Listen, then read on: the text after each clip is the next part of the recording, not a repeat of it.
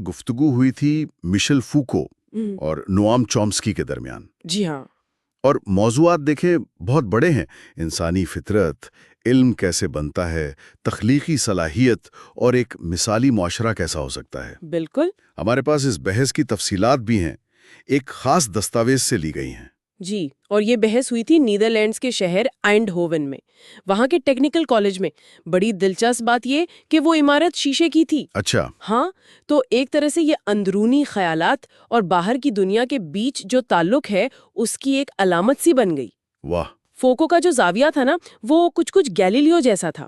مطلب جیسے گیلیلیو نے کہا کہ بھئی زمین مرکز نہیں ہے کائنات کا۔ ہاں، سورج کے گرد گھومتی ہے۔ بالکل، تو فوکو نے کہا کہ معاشرے اور ثقافت میں اصل چیز فرد نہیں بلکہ وہ ڈھانچے ہیں، وہ سٹرکچرز ہیں جو ہمارے سوچنے سمجھنے کے انداز بناتے ہیں۔ اچھا، تو یہیں سے وہ بنیادی فرق آ جاتا ہے نا، کیونکہ چومسکی تو فرد پر بہت زور دیتے تھے، اس کی جو پیدائشی صلاحیتیں ہیں۔ جی، تو سوال یہ بنتا ہے کہ کیا ہم صرف اپنے ماحول، اپنے حالات کی پیداوار ہیں، یا پھر ہم سب میں کوئی ایک جیسی گہری انسانی فطرت بھی ہے؟ یہی اصل سوال تھا۔ آئیے ذرا اس کو کھولتے ہیں۔ تو دیکھیں، چومسکی نے اپنی دلیل زبان سیکھنے سے شروع کی۔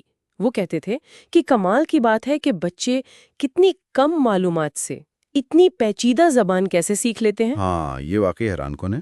ان کے مطابق یہ اس لیے ہوتا ہے کہ ہمارے اندر یعنی دماغ میں ایک فطری پہلے سے موجود ساخت ہے، ایک اسکیمیٹزم، گویا زبان سیکھنے کا ایک نقشہ۔ ایک بلو پرنٹ جیسا۔ جی بالکل، جو ہر انسان میں پیدائشی طور پر ہوتا ہے، اور تخلیقی صلاحیت وہ بھی اسی فطرت کا حصہ ہے ان کے نزدیک۔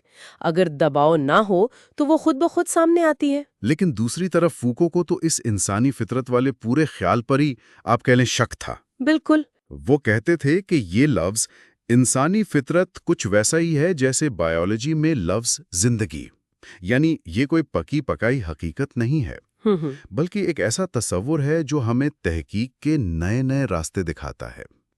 فوکو کے لیے تو علم، ہماری ساری سرگرمیاں، وہ ایک خاص تاریخی دور کے غیر شعوری اصولوں کے نظام کے اندر ہی ہوتی ہیں۔ جی، جسے وہ ایپسٹمے یا گریڈ کہتے تھے۔ ہاں، گریڈ۔ یوں سمجھے کہ ہر دور کا اپنا ایک آپریٹنگ سسٹم ہوتا ہے جو یہ طے کرتا ہے کہ کیا سوچا جا سکتا ہے، کیا نہیں، کون سے سوال اہم ہیں۔ اور فوکو کے مطابق سائنس جب آگے بڑھتی ہے تو وہ صرف پرانے غلط خیالات کو ختم نہیں کرتی، اچھا، بلکہ وہ ایک نیا گریڈ، ایک نیا نظام بنا دیتی ہے۔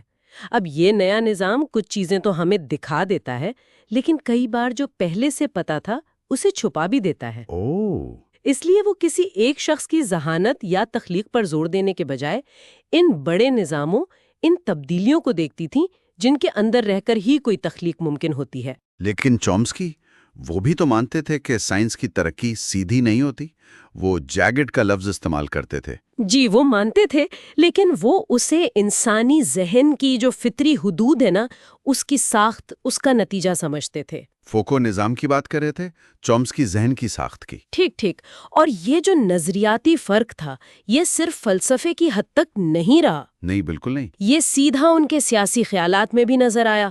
بحث کا دوسرا حصہ اسی پر تھا۔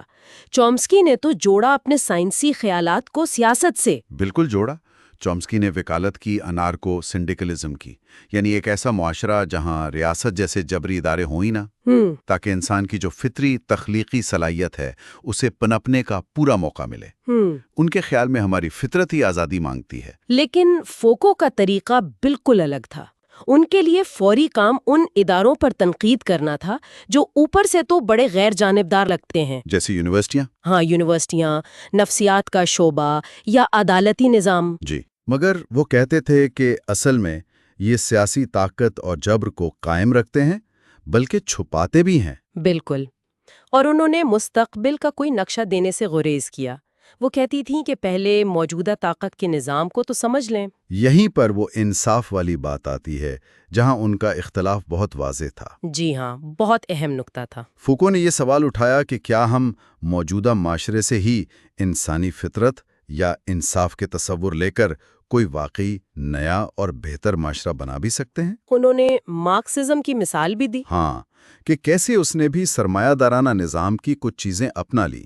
فوکو کے لیے تو انصاف بذات خود طاقت کی لڑائی کا ایک ہتھیار تھا۔ جبکہ چومسکی کا ماننا تھا کہ نہیں، انصاف کی ایک حقیقی، ایک آفاقی بنیاد ہے جو انسانی فطرت سے جڑی ہے۔ اچھا، اسی لیے وہ کہتے تھے کہ اگر ریاست غلط کام کر رہی ہے تو اس کے خلاف شہری نافرمانی جائز ہے تاکہ ایک بہتر انصاف مل سکے۔ اور اسی بنیاد پر وہ سمجھتے تھے کہ اگر محنت کش طبقہ طاقت حاصل کرتا ہے تو وہ جائز ہے، اگر وہ زیادہ منصفانہ معاشرے کی طرف لے جا رہا ہے۔ تو یہ بحث ہمیں آپ کہہ لیں ایک بنیادی دوراہے پر چھوڑ جاتی ہے۔ جی، کیا یہ جو قدریاں ہیں، انسانی فطرت، انصاف، تخلیق، کیا یہ آفاقی ہیں، ہر دور ہر معاشرے کے لیے ایک جیسی، جیسا چومسکی کا خیال تھا؟ یا پھر یہ صرف ہماری اپنی تہذیب، ہمارے علم کے نظام اور طاقت کے کھیل کی پیداوار ہیں، جیسا فوکو نے دلیل دی؟ یہ سوال تو آج بھی اتنا ہی اہم ہے۔ بالکل، اور آخر میں ایک سوچنے کی بات شاید یہ ہو سکتی ہے، جی، کیا واقعی کوئی ایسی بنیادی انسانی قدر ہو سکتی ہے جو ثقافت اور تاریخ سے بالکل ہی ماورا ہو؟